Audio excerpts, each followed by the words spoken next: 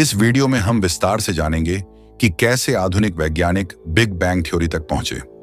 लेकिन उससे पहले एक जरूरी बात, हजारों साल पहले ही सनातन धर्म और वैदिक विज्ञान में ब्रह्मांड की उत्पत्ति का उल्लेख किया गया है। जहां आज की विज्ञान प्रयोगशालाओं में ब्रह्मांड की आयु और उसकी शुरुआत का अनुमान लगाने की कोशिश कर रही है, वहीं हमारे ऋषियों ने ये ज्ञान बिना किसी टेलीस्कोप या सैटेलाइट के महसूस, अनुभव और गणित के आधार पर ही दे दिया था। अब सोचिए, दुनिया के बाकी किसी भी धर्म या पंथ ने ना तो कभी ब्रह्मांड की आयु बताई, ना उसकी रचना का तरीका, और ना ही उसके विस्तार की कोई वैज्ञानिक जानकारी दी। जो भी मैसेंजर ऑफ गॉड या पैगंबर आए, उन्होंने मानव को बस धर्म ग्रंथों के आधार पर भय, लालच या आज्ञा पालन का पाठ पढ़ाया। उनके पास कोई वैज्ञानिक दृष्टिकोण नहीं था, ना ही कोई गणित, न खगोल शास्त्र और ना ही कोई ब्रह्मांडीय समझ। लेकिन सनातन धर्म अलग है। यह धर्म नहीं, जीवन का विज्ञान है।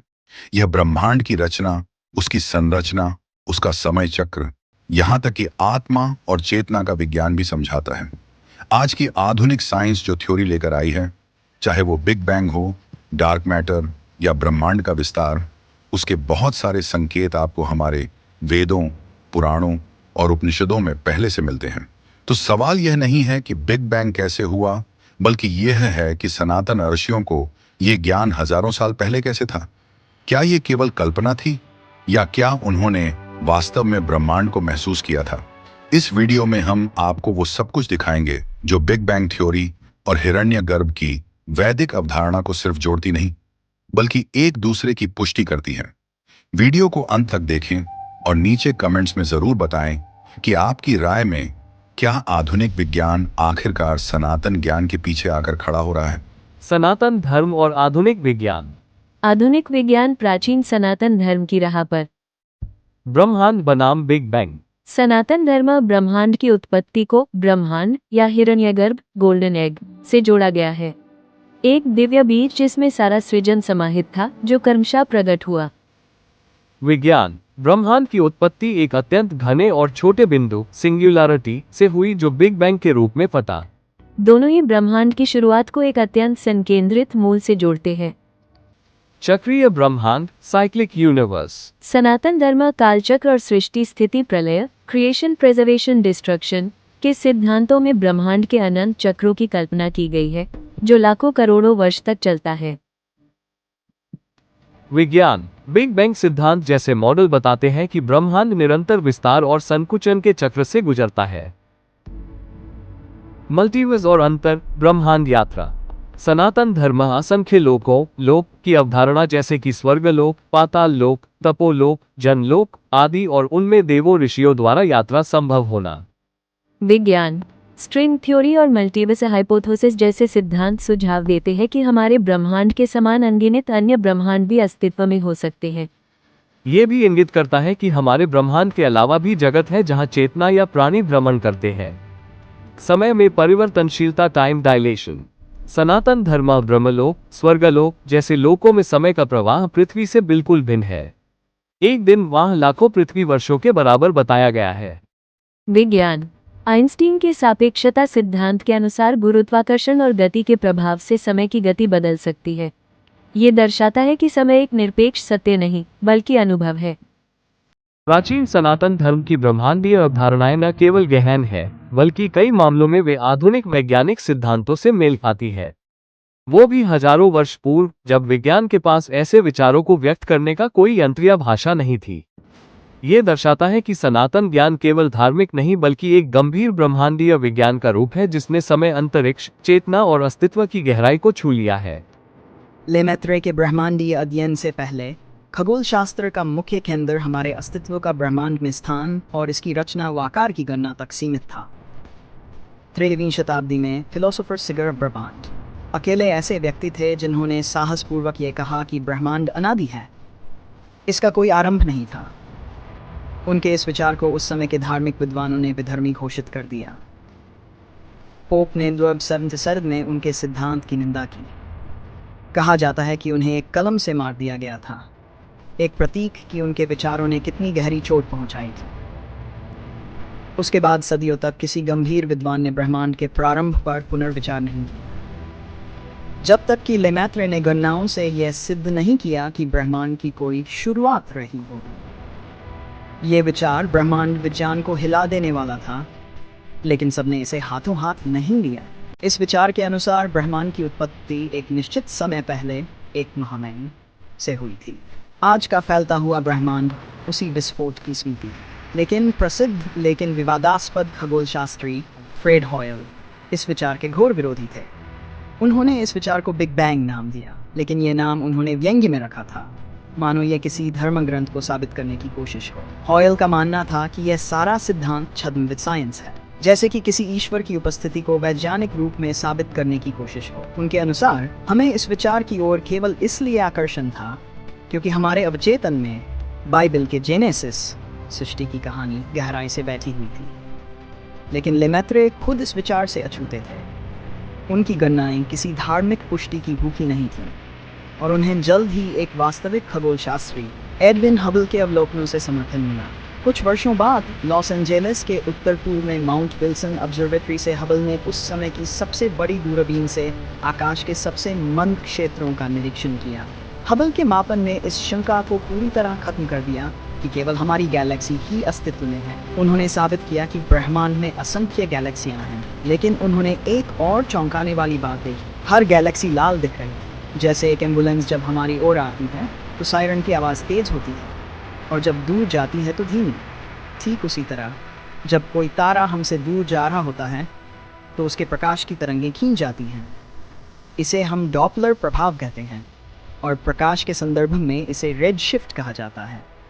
जब प्रकाश की तरंगें फैलती हैं तो वे दृश्य स्पेक्ट्रम में लाल रंग की ओर शिफ्ट हो जाती हैं। हबल पहले व्यक्ति नहीं थे जिन्होंने रेड शिफ्ट देखा, लेकिन उनके ऑब्जर्वेशन से यह स्पष्ट हुआ कि हर एक गैलेक्सी हमसे दूर जा रही है। शुरुआती तौर पर यह लग सकता है कि शायद पृथ्वी ब्रह्मांड का केंद्र है, लेकिन असलियत उससे भी अजीब थी। हबल ने पाया कि जो गैलेक्सियां अधिक दूर थीं, वे और तेजी से दूर जा रही थी। ये केवल तभी संभव था जब पूरा अंतरिक्ष ही फैल रहा हो। यह अवलोकन लेमैत्रे की गणनाओं का पूर्ण समर्थन था। यह सिद्ध करता था कि ब्रह्मांड की कोई छोटी सी शुरुआत रही होगी। बेल लैब्स न्यू जर्सी के वैज्ञानिक एक विशाल एंटीना के माध्यम से पुराने उपग्रहों के रेडियो सिग्नल पकड़ने की कोशिश कर रहे थे। उन्हें उच्चतम स्तर की सटीकता चाहिए थी, इसलिए उन्होंने हर संभावित बाहरी हस्तक्षेप को हटाने की कोशिश की। फिर भी एक अजीब शोर उनके डेटा में बना ही रहा। पहले उन्हें लगा कि शायद ये कबूतरों की वजह से हो रहा हो जो एंटीना में घोंसला बना चुके, या फिर हो सकता है कि ये न्यूयॉर्क शहर से आ रही रेडियो तरंगें हों। लेकिन धीरे धीरे यह साफ हो गया कि यह सिग्नल हमारी गैलेक्सी से बाहर से आ रहा है। यह शोर वास्तव में एक ब्रह्मांडीय संकेत था, जिसे आज हम cosmic microwave background radiation CMBR कहते हैं। यह वही विकिरण था जिसकी भविष्यवाणी लेमैत्रे ने की थी, जो एक अत्यंत गर्म सघन ब्रह्मांड का अवशेष है। ब्रह्मांड के फैलाव के साथ यह विकिरण अब माइक्रोवेव रूप में फैला है। इसकी तापमान आज लगभग 3 डिग्री केल्विन है, यानी 0 से बस थोड़ी ऊपर। ये रेडिएशन स्कार्स विकिरण के दाग अंतरिक्ष के कपड़े पर दर्ज हो चुके हैं और बिग बैंग सिद्धांत की सच्चाई का सबसे ठोस प्रमाण बन चुके हैं। आज बिग बैंग सिद्धांत ब्रह्मांड के लिए सबसे स्वीकृत मॉडल है, जो पिछले 3.8 अरब वर्षों के विस्तार को दर्शाता है। लेकिन अब भी बहुत कुछ अनसुलझा है। ब्रह्मांड के पहले क्षणों की प्रकृति अभी भी रहस्य में ढकी है। अब भी ये प्रश्न हमें घेरते हैं। बिग बैंग वास्तव में क्या था, और क्यों यह हमारे ब्रह्मांड की समझ को तोड़ देता है?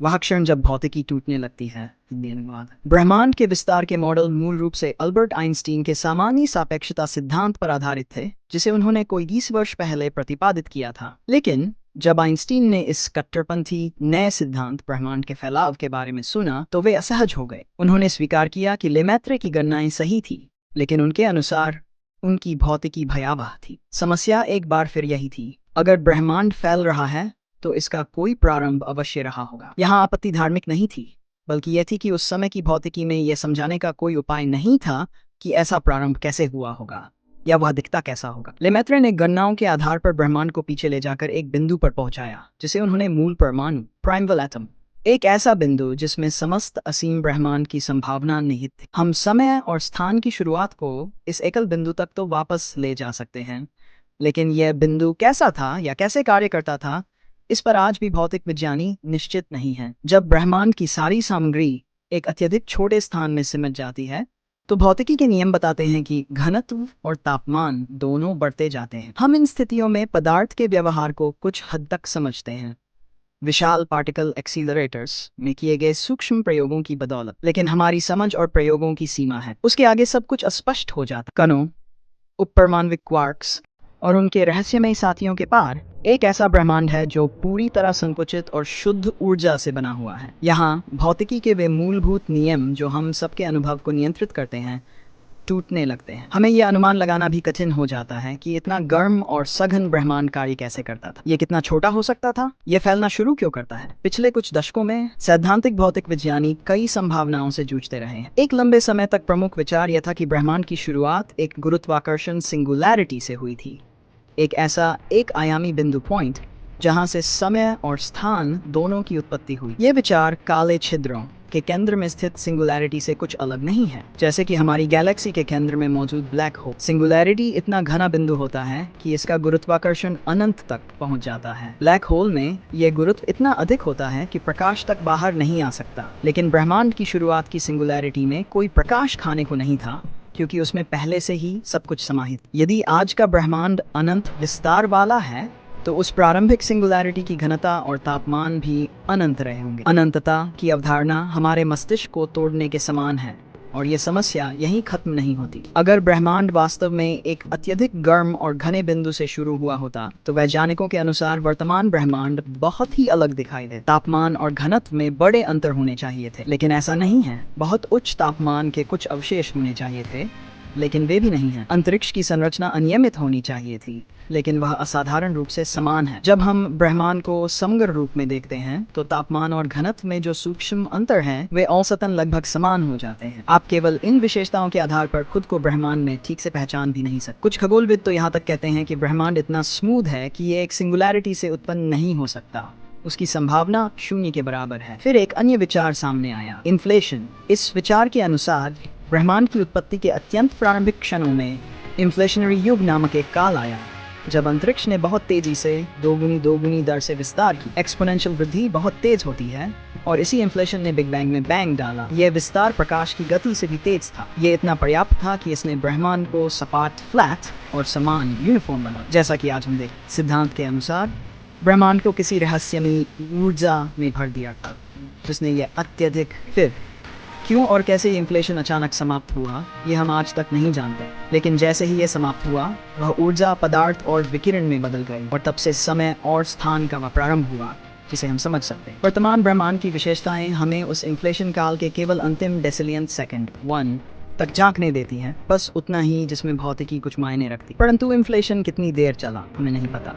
क्या इन्फ्लेशन भी किसी सिंगुलैरिटी से शुरू हुआ? तर्क कहता है नहीं। अगर आप एक्सपोनेंशियल एक्सपेंशन को पीछे की ओर उल्टा चलाएं तो आप पाएंगे कि ब्रह्मांड आधा होता जाता है, फिर चौथाई, फिर 8वां, फिर 16वां। ये अंश छोटे होते जाते हैं, लेकिन कभी शून्य नहीं होते। गणितीय दृष्टिकोण से शून्य आकार की सिंगुलैरिटी असंभव है। नतीजा, हमारे पास अभी ऐसे कोई औजार नहीं है जो इन्फ्लेशन को और पीछे जाकर समझा सकें। शायद हम कभी भी नहीं समझ पाएंगे। ब्रह्मांडीय इन्फ्लेशन की उत्पत्ति पूर्व समय की उस धुंध में छिपी है जो विज्ञान की पहुंच से परे कल्पना के क्षेत्र में जाती। इसलिए बिग बैंग शायद ब्रह्मांड की शुरुआत बल्कि हमारी समझ की सीमा का प्रतीक। ये शुरुआत नहीं बल्कि इतिहास है जिसका प्रथम परिच्छेद कहीं पृष्ठभूमि पर लिखा गया है, लेकिन वही पहला है जिसे हम वास्तव में समझ सकते हैं। और फिर भी यदि हम अपने मन को पूरी तरह खींचें तो शायद सैद्धांतिक भौतिकी के सबसे गहरे किनारे हमें उस धुंध को भेदने के उपकरण दे सकते हैं। बिग बैंग से पहले क्या था?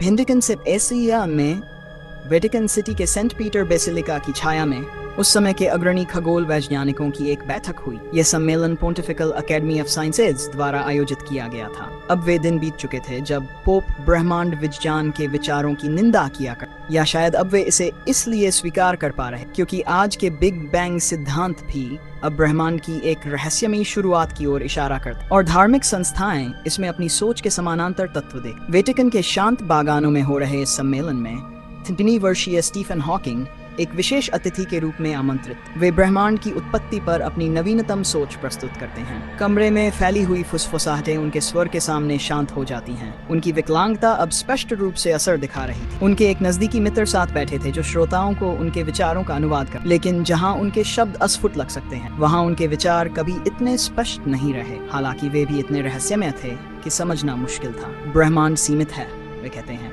पर इसकी कोई सीमा नहीं है। अगर कोई व्यक्ति ब्रह्मांड के 13.8 अरब प्रकाश वर्ष दूर किसी छोर पर खड़ा हो तो वह ब्रह्मांड को ठीक उसी तरह देखेगा जैसे हम यहाँ से देखते हैं। जैसे जैसे हम समय में पीछे जाते हैं, स्थान और समय धुंधले और अस्पष्ट होने लगते हैं, लेकिन ये घुमावदार है और एक बिंदु पर जाकर बंद हो जाते हैं, कुछ वैसे ही जैसे हमारी धरती का दक्षिणी ध्रुव। ब्रह्मांड से पहले क्या था? यह सवाल वैसा ही है जैसे पूछना साउथ पोल के दक्षिण में क्या है। यह प्रश्न अपने आप में अर्थहीन है। हॉकिंग का नो बाउंड्री प्रस्ताव ने वैज्ञानिक समुदाय को हिला कर रख दिया और बाकी दुनिया को सोच में डाल दिया। हम भले ही यह समझ सकें कि साउथ पोल के आगे कुछ नहीं है, लेकिन जब हम संपूर्ण अंतरिक्ष और समय के संदर्भ में इसे देखें तो यह विचार मस्तिष्क के लिए विलक्षण कठिन हो जाता है। लेकिन हम मनुष्य हैं, हम ऐसे प्रश्न पूछने से खुद को रोक नहीं पाते जो शायद कभी हल न हो। ब्रह्मांड से पहले क्या था? ये किस में फैल रहा है? ये शुरू ही क्यों हुआ? वैज्ञानिक उत्तर, परीक्षण योग्य विज्ञान इन प्रश्नों के उत्तर नहीं दे सकता,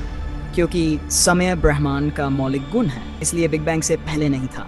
पहले जैसा कुछ अस्तित्व में नहीं था। स्थान भी ब्रह्मांड का मौलिक गुण है, इसलिए बिग बैंग से पहले कोई स्थान नहीं था, कोई बाहर नहीं था। ब्रह्मांड बस है।